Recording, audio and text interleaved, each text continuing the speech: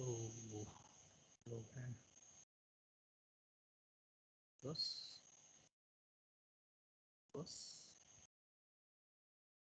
इतने कम क्यों है भाई?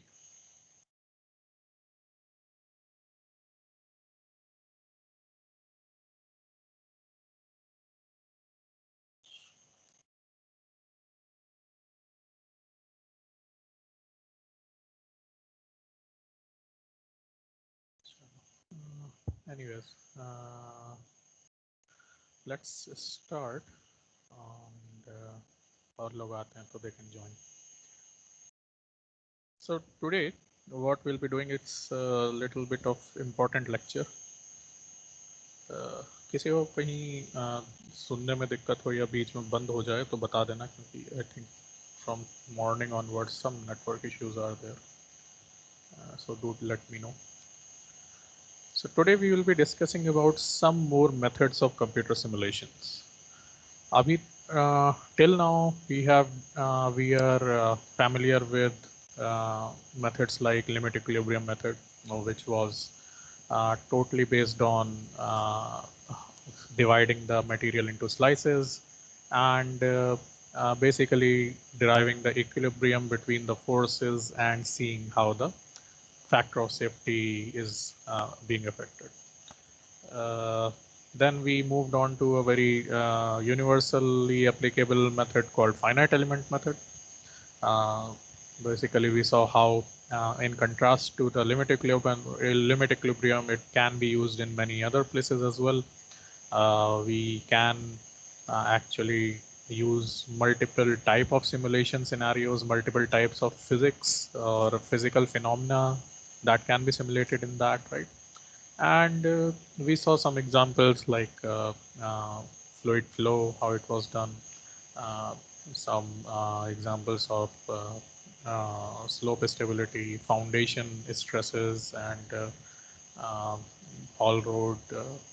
We saw also some underground excavations, how they can be seen in terms of finite element analysis. And so overall, we see and understand these two methods are there, and quite a good spectra of work can be done. While discussing computational fluid dynamics, we also discussed about one more method called finite volume method. In that, we were discussing about how uh, there is a method that is based on not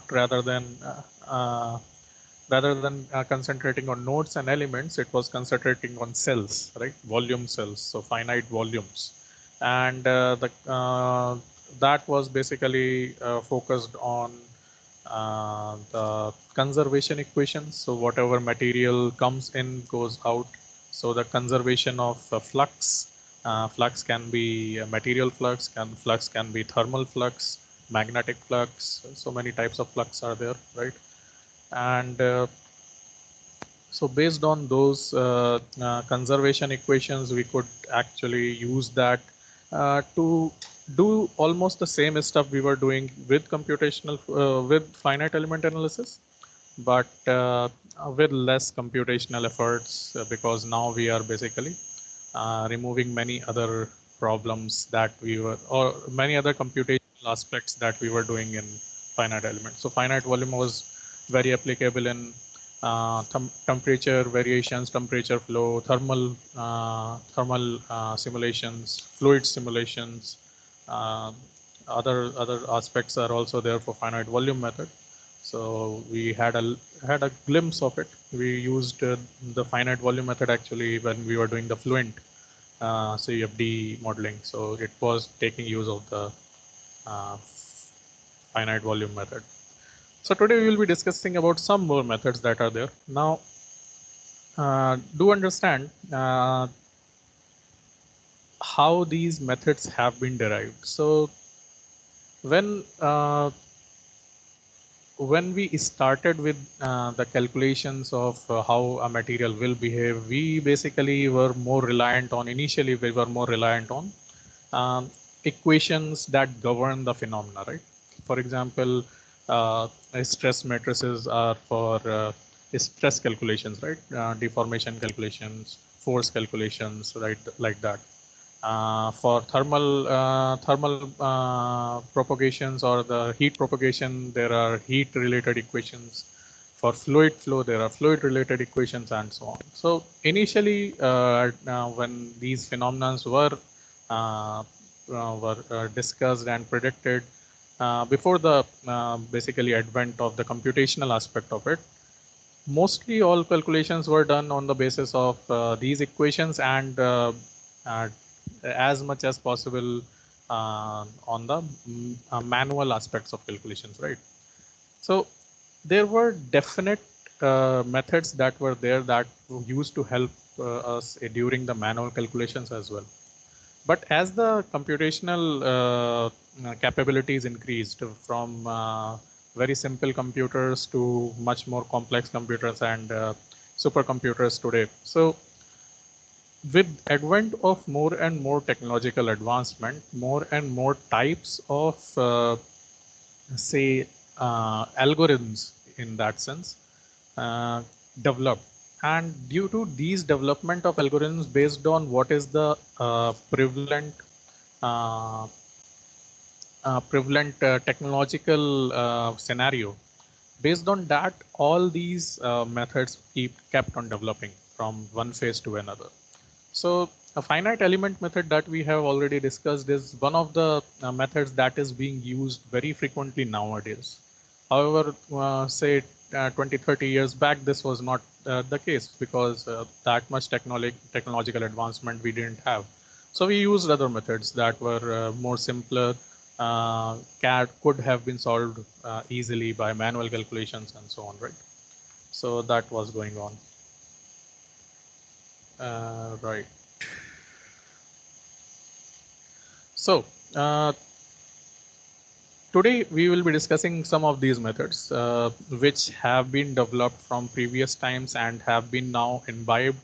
When we'll discuss about these, you will see there are certain advantages, certain disadvantages as compared to whatever the methods you have been knowing. But you do understand for each of these methods there is certain applicability. For each of these methods there was and is certain times. So certain methods will have certain applications, certain methods will have some advantages and disadvantages as well, right? So what I will do today is, with this little bit of background of what I'm going to do, today we will be discussing three major methods. These are called, one of them is called distinct element method. Another one is boundary element method. And another one is finite difference method. Though distinct element method and other methods are very different from each other. What I will do is I will spend some more time on distinct element method, the first one, and relatively less time on the other two, because other two are very close to finite element method, but there are certain fundamental differences between these. So because you have been exposed to finite element, the later two methods, which are similar to FEM, won't be discussed in much details. However, the first method that we'll be discussing is a little bit different, and let's see about that. Unique method because it was uh, quite old and developed very early in the development of such methods. It's called discrete element method or distinct element method, DEM. Now, as the name suggests, distinct element method or discrete element method here, we are more focused on individual particles or the discrete or distinct particles. Okay. So the whole point of calculations and the whole point of analysis is based on these uh, distinct particles. Now, uh, where this is applicable? Actually, ideally speaking, if you can assume any material, if you go to a certain extent of scale, or you reduce your scale to such a bit that you go into the nano scale or micro scale, actually you will get to know that every material is made of particles, right? So ideally, for any kind of application, we can use this discrete element method. However, practically speaking, this in terms of computational resources, very exhaustive. So suppose like we have a 1 centimeter or 1 centimeter cube, right? And what we in finite element, what we would have done is either use this size, or we would have further divided into meshes, right? And used it in that sense. Here, what we will do is basically we will try and divide this whole domain into individual particles that we assume it is made of individual particles. So like what kind of packing is there. On the basis of that, we can assume it as a, if you remember your chemistry basics, it can be body-centered cubic BCC, it can be face-centered cubic FCC, right? So there can be, a cube can be divided into many ways in which a spherical material or a spherical particle can go in that, right? So this is the way in which each and every type of boundary, each and every type of material can be actually divided into these small discrete particles. Now, what is the uniqueness of these discrete particles? How is it different from what we were doing? Uh, in terms of, okay, first let me cover this one. So uh, in terms of how the specifics work, each of these particles basically have their own material properties. Like each of these particles will have certain weight, certain momentum, certain angular momentum, certain linear momentum, translational velocity, angular velocity, and so on. So each particle will behave as a single entity. And based on the interaction between each of these particles, the whole geometry can be summed up or the calculated in that way. Okay. So in general, it is basically a modeling of bulk behavior of granular particles. So granular particles are these small particles, and are a summation of behavior of these granular particles is basically what is DEM, or discrete element method. You might have heard about PFC, particle flow code. So PFC is one of the softwares that is used that uses discrete element method. Very popular software. Uh, right now we are in the process of getting its license so that we can use it with some using some simulation so that we can know how it works. So where it is useful, actually, though, as I said, ideally it can be applied for any places, but technically speaking, uh, very small particles, if we, because each and every particle is its own entity. So computer basically has to calculate all the properties, right from the velocity, acceleration, forces, momentums, and so on for each and every particle that is there. So again, similar fundamental like we discussed in elements and nodes, right? Even though we get more accurate results as much as we decrease the size of these elements and increase the number of elements and nodes, the computational what we say computational pressure or the computational resources required are much more, right? Similarly for here, if we decrease the size of these particles and increase them to a much higher number, though we will get much more accurate results, computational limitations will always be there. So generally we try to keep a certain number of particles in a model. Suppose if we are doing a slope stability kind of work, we try to keep the number of particles below 10,000 or something like that, so that not much effect is there. Now do understand, 10,000 particles in a slope, suppose even 50 meters high, is not very coarse or very fine. It is quite coarse, right? 10,000 particles will be like 1 centimeter or 2 centimeter big particles. So not very much resolved in that sense. But where we have the kind of application for DEM, especially when there is a particle kind of interaction that is required to be seen. For example, chemical interactions. When chemicals interact with each other, the chemical compounds or elements, there it is used. In fracture mechanics, it is very highly used because when we want to see the fractures that are being developed in rocks, there it is quite clear how the particles basically those at the fracture tips or the fracture boundaries, basically how they are interacting with each other. That's the whole point of our analysis. So that is very applicable when we are doing a fracture mechanics.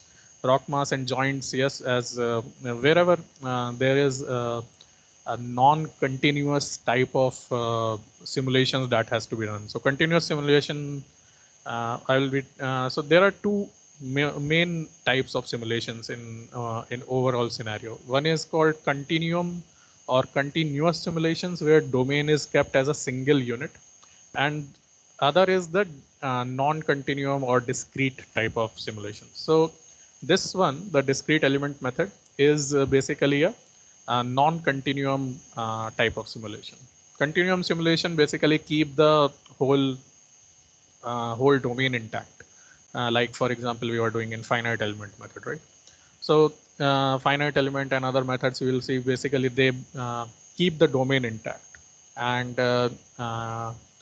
that's why the concept of both are very different. Here, differential equations can work, or integral equation, especially integration, can work generally on continuous materials only, or uh, continuum simulations only. It can't we can't integrate on segmented levels. How to say in easy terms? If we want to suppose calculate an area of a circle, it is easy to do it when it is a complete circle rather than putting small circular objects that represent a total area of circle, right? So similar to that, if you want to imagine that the integral equations can't be applied to a distinct or discrete type of modeling.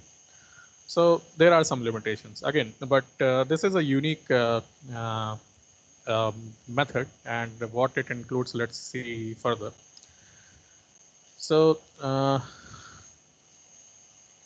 as I said, in DEM or distinct element, each of the element is a unit in itself, right? And the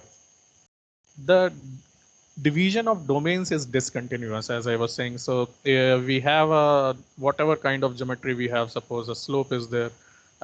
So even the slope we can't divide into continuous geometry. We have to, like do it in a discontinuous domain. So even though we can decrease the size of these particles as much as possible, there will be some discontinuity that will always be there, and that's the fundamental of this type of uh, method. Though there will be some inaccuracies, but many times for all extents and purposes, it is quite applicable. So, but yeah, these are differences between these two methods. Lagrangian non-continuum model, as I was saying, there are continuum and non-continuum models. So this one is called the Lagrangian non-continuum model. The division of the nodes, or the division of the material, is based on the Lagrangian division.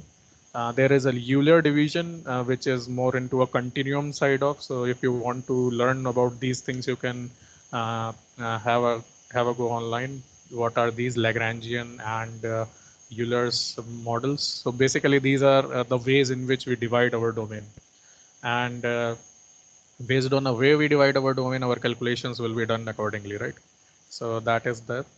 And each particle has its own rotational, positional, radial, and momentum vectors. Okay, so that's what I was saying, that each particle is divided. So it has particular parameters of it. So if you see this, it has a particular size, right? It has a particular diameter or a radius if it is spherical, right? If it is not spherical, it will have some other dimensions.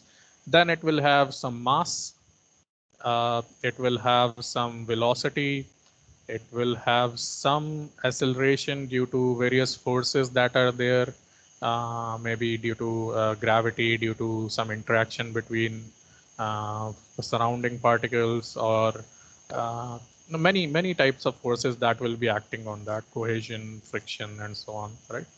Contact will be totally, we will be defining contact, how the contact works in this. And uh, even these particles can be of different types. So let's discuss this also. So in a basic a rough ideology, how the DEM works. So it is basically very simple. First, we create if we go into a algorithm sort of way, or this flowchart gives very nicely how things are done. So first we create a geometry. Suppose let's take a very simple slope, best example for every simulation. So if we take a slope, and that becomes our geometry, or the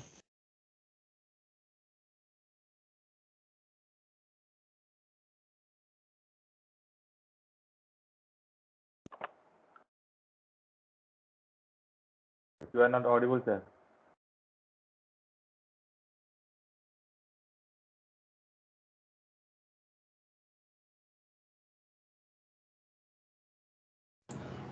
So your voice is not audible, sir. uh, model, and we can use particles that are induced during the simulation work, right? So basically, like the particles are entering, and how they are interacting with the boundary, how they are interacting with other particles that can be seen, right? So we're starting with the geometry. We introduce the particles, and mm, just a second. Yeah. So we introduce the particles, and we assign the particles to grid. Now, assigning the particles to grid is basically meaning that uh, not just we don't just divide the whole material boundary into particles, or individual particles. We also have to basically define it and divide it into some sort of grid arrangement. Why we have to do that? Uh, Suppose we have like 10 particles in this very small grid, right? And we are our computer is basically dealing with this one particle. And suppose this particle number is 25. There is another particle far away uh, here, and this particle number is 30, right? So when the computer calculates that where the position is it be in contact with other particles? Is it in contact with the material boundary? What are the forces that are there? So it has to basically go for each particle, and ideally it has to go for from one. Suppose if there are 10,000 particles, it will start its calculations from particle number one. It will see which all particles it is interacting with, all the forces that are there, and move on. Then particle number two, and so on, right? So that makes the calculation a very tough calculation. Like 10,000 times it is just for one calculation. So what it does is an algorithm for DEM is an advanced algorithm, this one, that it divides this also into some grids.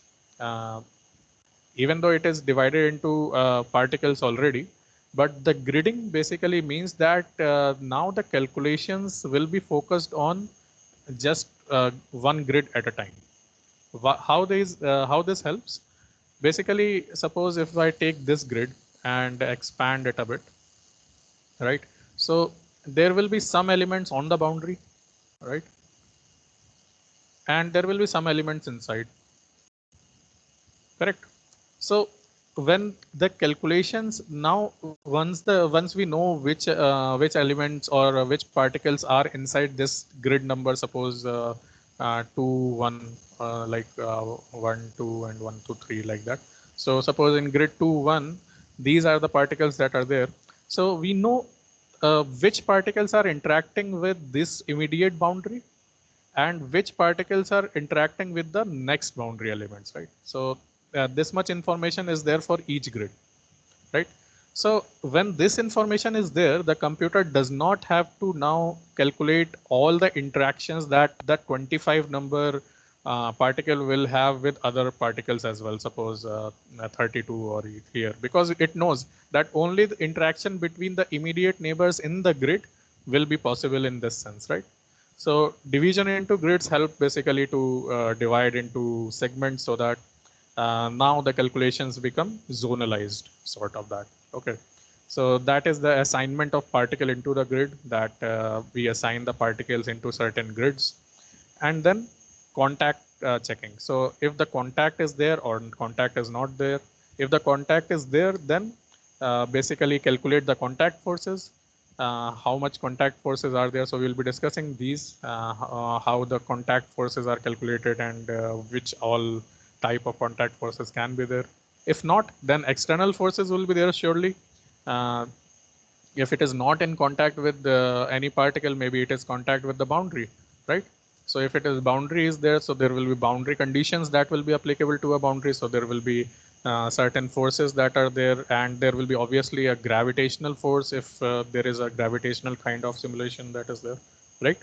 So other forces are calculated, and then update the particle state, like what state it is, like if it was moving at a particular velocity v1, due to the forces it changes into suppose v2, or if it was having a rotational velocity, it changes from omega 1 to omega 2, or many other things, whatever the state was, and it changes. Now this whole process basically takes iterative way. So we have to basically define something called a time step. Simulation advances increase in time steps. Okay, so time steps are there. Like suppose we want my simulation can run for like let me simulate for suppose 20 seconds, right? 20 second ka simulation we have to do, and for each iteration, each cycle that this one is done for each of the elements, I want to increase the time by suppose 0.001 seconds. So 1 microsecond pe we calculate the next iteration, then next iteration, then next iteration, right? So on the basis of that, what is the minimum time, next time that we will calculate is based on something called time steps. So in this case, it is for this one, it is 0.001 second, that is one time step. So for each second, there will be like 1,000 iterations. So there will be like 20,000 iterations, correct? So 20,000 times, right? 20,000 times we have to calculate for each of these 10,000 particles. That much amount of calculations will be done for a total simulation work. So as these are not big deal. Like this can be done. Our processors and our computers are capable of this. So then for each cycle, we basically calculate that maximum time has been reached. Our time step has reached 20 seconds or not. And if it has reached, we basically end. So that's the whole fundamental of distinct element method. Basically using using these particles and calculating the forces, momentums at their positions and so on, basically find out where they have reached at the end of one step, at the end of second step, at the end of third step, and so on. So total forces in each particle are determined at every instant, every time step, and updated locations and forces are used for next step of iteration. Okay, so this is the whole fundamental of DEM, distinct element method. Now, some very basic things. What kind of things are there? So, in terms of shapes of particles, there can be many shapes of particles that are there. Generally, most of the cases we use is spherical, not because these give much accurate results, but because these are very easy to simulate and takes much less amount of parameters to basically decide how it interacts with other similar particles, or how it interacts with the boundaries and so on. right?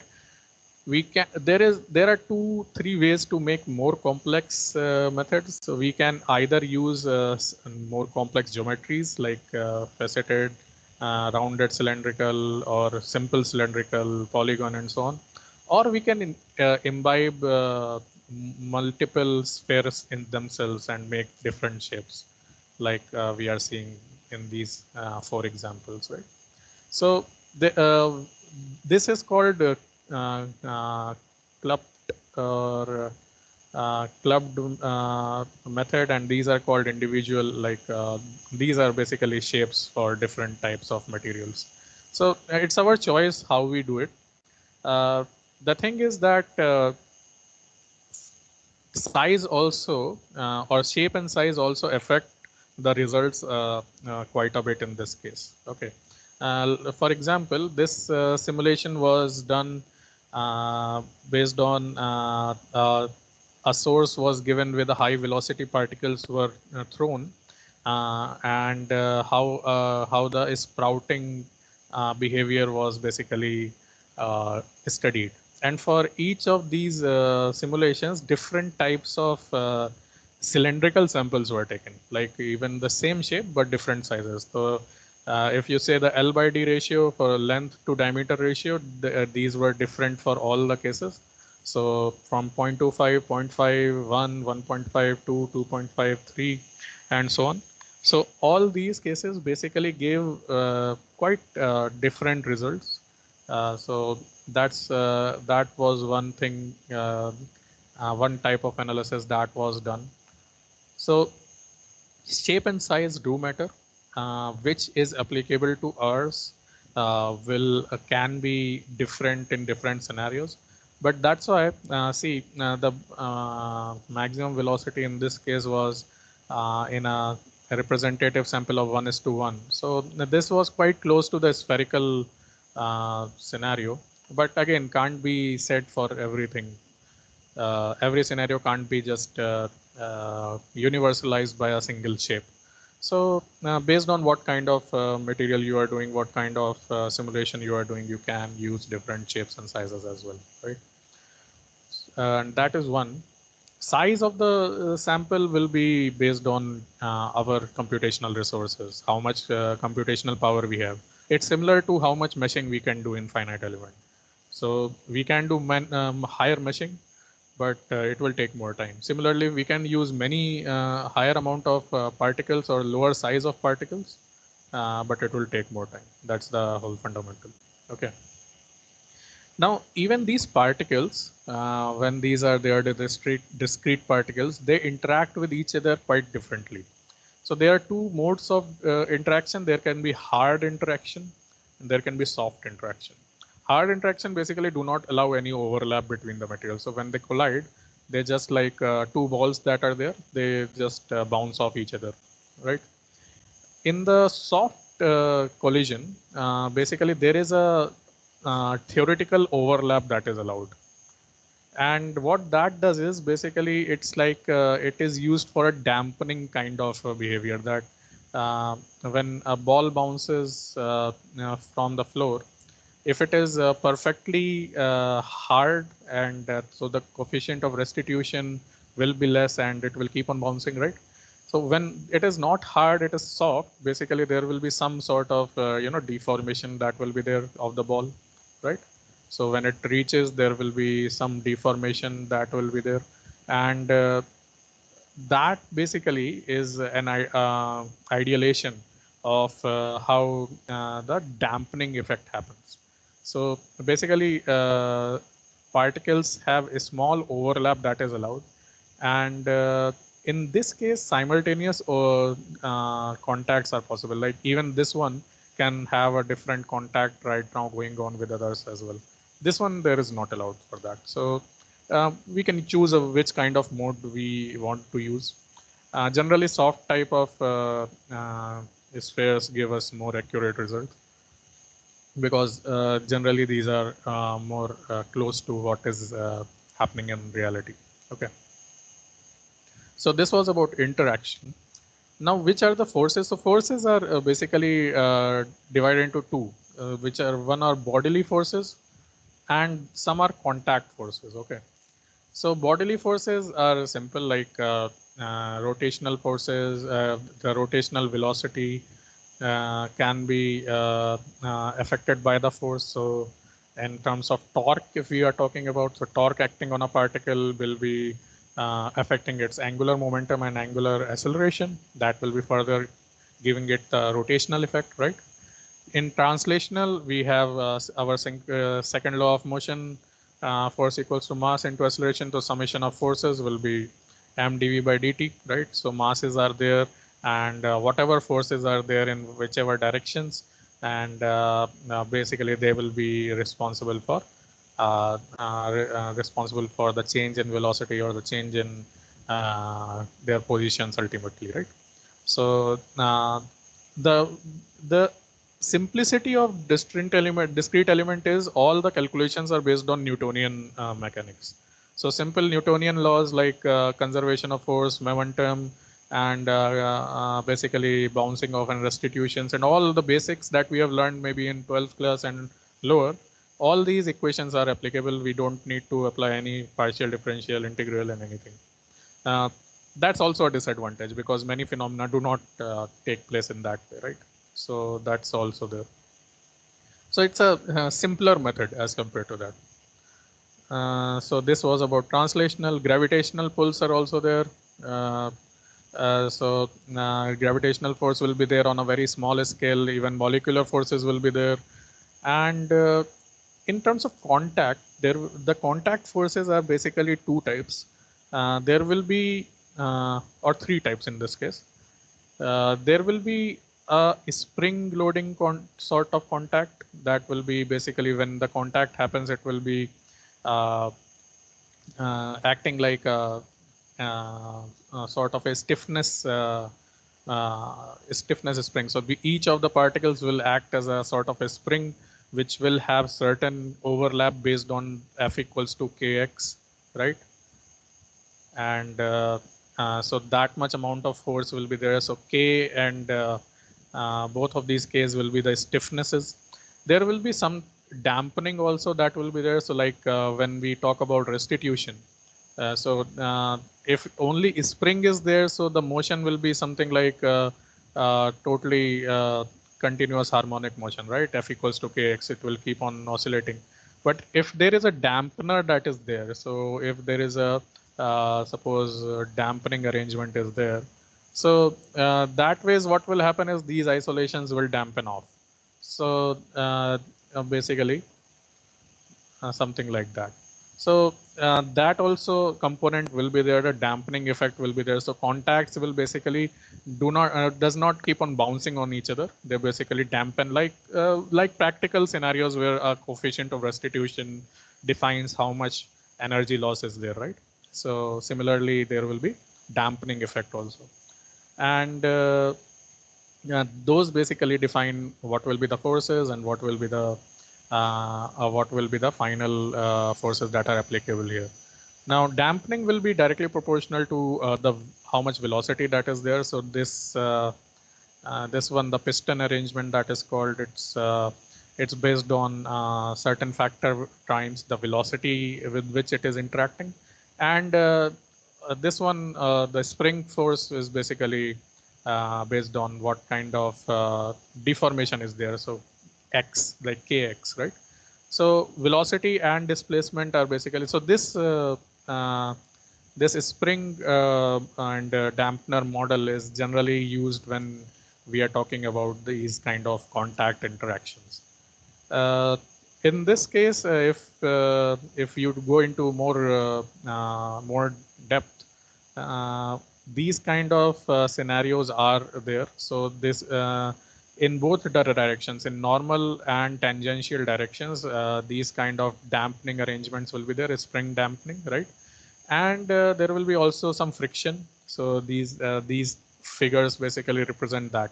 So not very complicated, nothing complicated here. Basically, symbols define how the interaction will be. So there will be like a force will be required for spring direction in normal direction, in tangential direction, and there will be certain additional friction that will be there, so that is also defined. So this model is quite useful and quite applicable when contact forces are defined in discrete element method.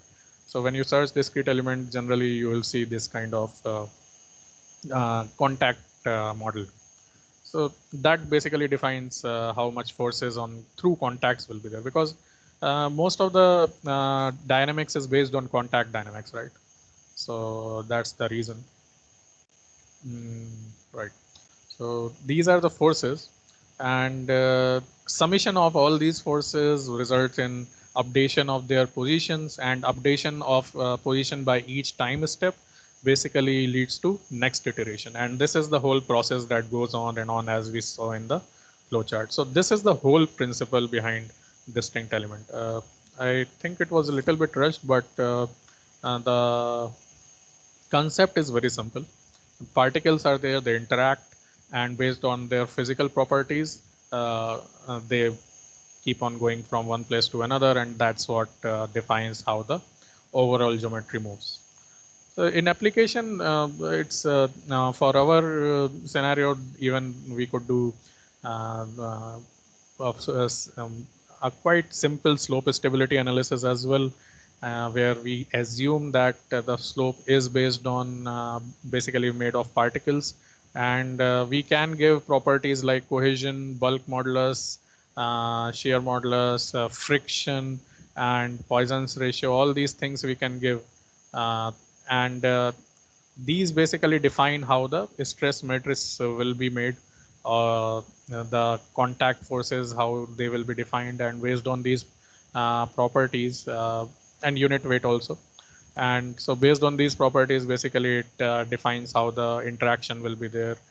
And then each particle basically fundamental is the same. Each division is into grids, and each grid has particles which basically calculate all the material properties of force, displacement, and rotation in each of these particles. And with time, what happens is basically can be understood with respect to the properties at that time.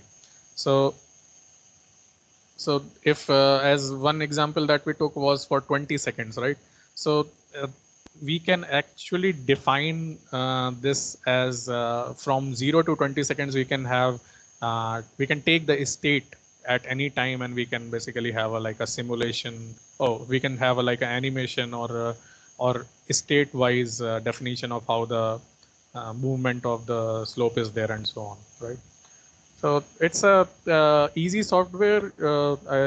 If possible, I can share some cracked version, but I don't think that works anymore. But I'll see. So we have some software that is there, like PFC is there, but we have some freewares as well. So let me check out if we have, and we can see if we can do some work in this. Okay. Easy software, very useful, but again has its limitations. Good thing here you can see is at this point of time, it can actually show the cracks that are being developed. So in finite element, if you know, there are stresses and strains that we see. Here we are just seeing basically where the particle is right now and what is the velocity or the deformation that is there. So that all we can see that in these PFCs. So in PFC, the final output will be in terms of dx, that is the position, dv, that is the velocity, and da, acceleration, that is whatever the force or acceleration that is there. So all these outputs will be there. On the basis of that, we can basically, for each time, we can have all the values for all these particles, and based on that, we can in post processing, we can show how the slope or how the material is behaving. So this was for slope stability, but in practicality, much more useful in other aspects like material flow. So suppose we want to simulate our material going in the in mining processing work, or we want to see how the bucket wheel excavator mines and how the material goes, or how the dumping of the material is done by a bucket wheel excavator, how this goes and dumps it on the site, how the conveyor belt works, what kind of forces does it exert on the hooper, on the conveyor belt as well, and what are the velocities that are expected, with what impact it will basically work on the boundaries and so on. So many things can be done. Much more applicable to these scenarios, especially when flow or particle flow is basically considered. However, if we are mining coal, however, coal is being mined and taken off from one place to another, especially when particles are moving. Very specifically, if I say it is very applicable when we do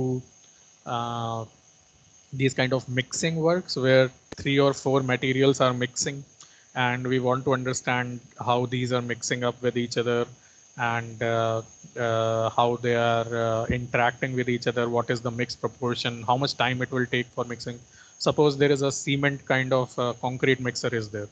So with time, actually it will start gaining its strength as well, right? The paste, if we keep on mixing them.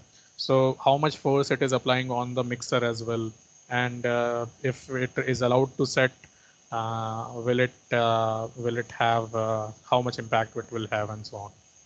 So very useful, very many simulations can be done in this, and many scenarios can be simulated using PFC. We must know its limitations. Complex calculations can't be done. Different physical phenomena which are based on partial differential or integral equations, they can't be solved in this. Even the slope stability work that was done was quite idealized, so many assumptions were taken. So sometimes these assumptions don't work, especially in case we want to put up, suppose, a discontinuity like a fault or a fold. A fault or a discontinuity is there, or water interaction is there. So these all things are difficult to do, though can be done, but difficult to do in PFC or DEM, right? So this was about all about PFC or distinct element method. Any questions in DEM till now before we move ahead?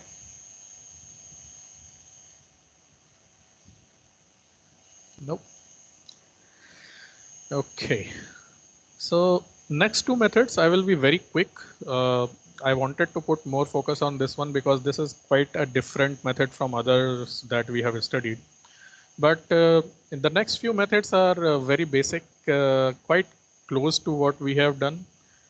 They have their advantages, disadvantages. So the second method that we will be discussing is called the boundary element method. Now, we have seen finite element method, right? So in finite element method, if we have some way to simulate,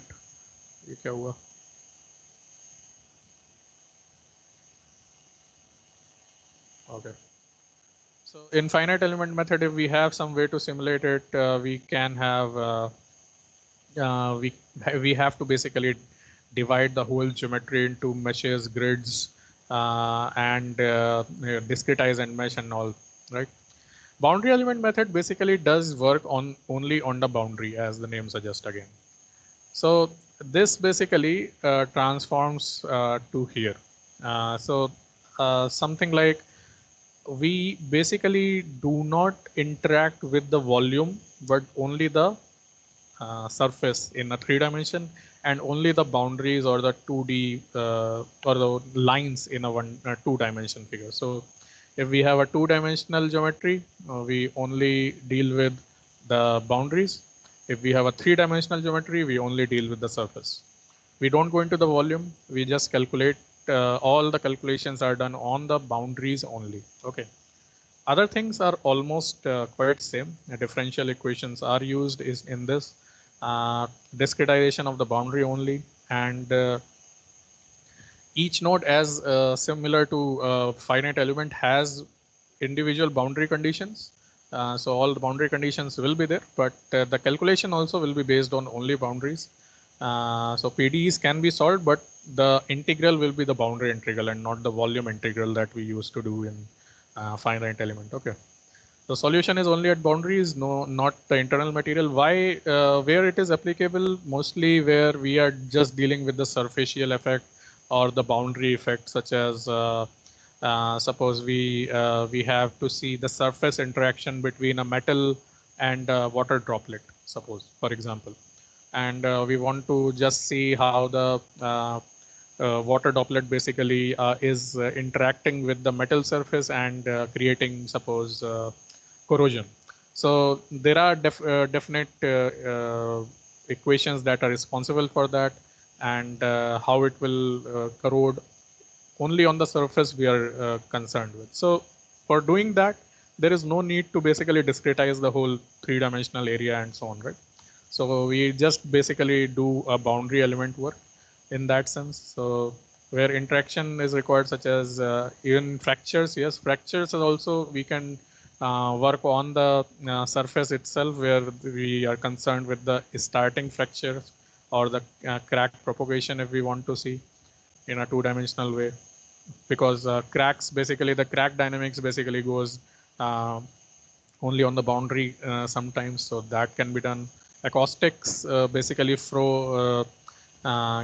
when we are doing in three dimension, we just focus on the surface waves are there, right? So the wave motion sometimes is simulated based on boundary element method. So that is there, but there are also some limitations. Boundary element method can't deal with non-linear partial differential equations, so complex PDEs can't be made. So simple variables and simple coefficients are there, and irregular geometries is also a concern. So even this one is a complex geometry to do it by boundary element, but even the irregular geometries, like our cases are there of suppose slope stabilization and other things, we can't do that. So sometimes what we do when we want to solve quickly using boundary element, as well as we want to also have accuracy, so we mix these two methods, boundary element and finite element. And the elemental conditions and the basic solution is found by boundary element method, and the internal solutions is basically uh, interpolated by finite element. So sometimes this happens that we can use both of these methods, uh, and that helps, that reduces the computational time as well as the resources. But again, complexity of coding, complexity of setting these two methods together goes up. And for end users like us, who basically rely on software and do not focus on like core coding or writing out the method from scratch, it will be little bit difficult for us. But again, if a situation is there and we want to do it, it's not a big deal. Coding is not a big deal if we know what we are doing, right? So, won't go into deep depth of which all partial differential equations can be used, how they can be resolved, and so on. But in general sense, we work only on the boundaries. We can solve partial differential equations, but there is a limitation for how much complex they can be, and there is a limitation for geometries, right? So this is very brief about boundary element. And the next one is finite difference method. Now, finite difference method is one step ahead of boundary element method, and you can say one step behind the finite element method. So somewhere in between boundary element and finite element. Okay. So what happens in finite differences? Finite difference actually does take the full domain. So discretization and meshing as similar to finite element method. But the challenge in this is the way in which partial differential equations are solved is not the integral method that we do in finite element method. So in finite element method, if you if you have read some more other than what we discussed and gone into some technical aspects. So basically, finite element goes to the integral solution of the differential equations. Okay. In finite difference, we go for the differential solution in the finite partial differential equation. The difference is that you all have done integration differentiation in your +2, right? So you can reach partial differential equations for suppose if you want to reach velocity, right? If you want to find a velocity for a material or a particle, right? Either you can integrate acceleration to certain domains, right? Suppose, for example, so we have a particle that is going from one place to another. x1 इसमें तो दिख भी नहीं रहा. कितना time बचा? Okay, I'll be quick. So we have a particle that is going from suppose x1 to x2 in time t, and its velocity changes. Something happens, right? And basic law of motion. So there are three things that we can do, right? If we want to find velocity and for a particle, either we can differentiate the position of it. So dx by dt, the rate of change in position or the rate of change in displacement can lead to velocity, right? Or if we know how the integration is there or how the acceleration is there, so if we do an acceleration integral of acceleration that is already dv by dt, so that can also lead to velocity, right? Because dv by dt ultimately is acceleration, correct? So if we integrate acceleration, we will get velocity. So these are basically in very simple terms, this is the difference between finite difference method and finite element method. So finite element method approaches from an integration route, and finite difference method goes into a differential route. And differential route has some challenges. Basically, it is a simpler way to solve these equations. And how this is done is basically if you divide your domain into regular meshes. So an important point is it needs a square or regular meshes, regular characterization. Equal size should be there, separation should be equal. You can't make meshes that are suppose 1 by 1 here and 3 by 3 here. So that won't work for FDM, sorry. So that's one restriction for finite difference. And obviously when we have restriction for type of meshing that we are doing, we also have a restriction for type of shape that we are using. So complexity of geometry is concerned. So we have to use regular shapes like cubes, cuboids, pentagons, hexagons, and so on, where regular domains or regular meshing can be done. Okay. And in terms of equations, if you see, basically it for reaching suppose du by dx, that is velocity, rate of change of position, or so du by dx, rate of change of position, or the double differential of that.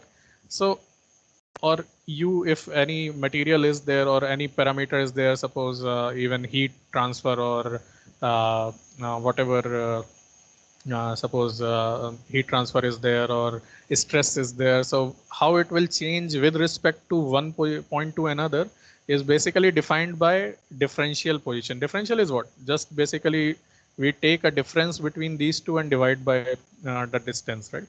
So that's the whole point. So du by dx basically is defined for these two as the difference between the value at this point and the value at this point. So if we are talking about these 2 points, the du by dx can be calculated by whatever u2 will be here and u1 will be here divided by delta x. Similarly, d2u by dx square will be calculated by 3, and that will be ui plus 1 minus 2ui plus ui minus 1.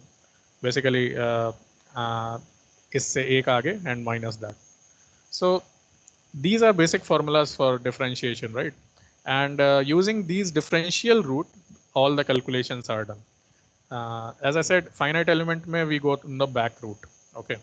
So again, we get good results in this also, but there is a little bit of challenge in some geometries. We can't have, because it's a differential route, we can't have delta x changing at each position. So dx should be same, and there are some other restrictions of shapes and where we can apply those. So we can look into finite difference. Even it is very useful in most of the cases, except where there is a complex geometry, and mostly all other calculations are quite similar to what finite element does. Just it reaches on the from opposite ends. That's it. So this was about all these methods that we are seeing. I'm sorry I'm making it a little bit late. I will just take one more minute. So we till now what we have done is we have discussed all these methods for what kind of simulations we can do. We have done finite difference, finite element, finite volume, boundary element, limit equilibrium. We have seen distinct element, right? So all these methods actually can be compared, can be used quite versatile way to solve even one problem and seeing how they behave. So, right? So even in these methods, there are different algorithms that are there for calculation. So complexity, if we keep on going inside, there are much more things to learn. But overall, one should have an idea of which all things are there, how in general they are there, how they behave with each other, and which are applicable at which places, right? So all this was the design, or the reason for you studying all this is that only. Okay, so I'll stop. I'm sorry to take a little bit more time.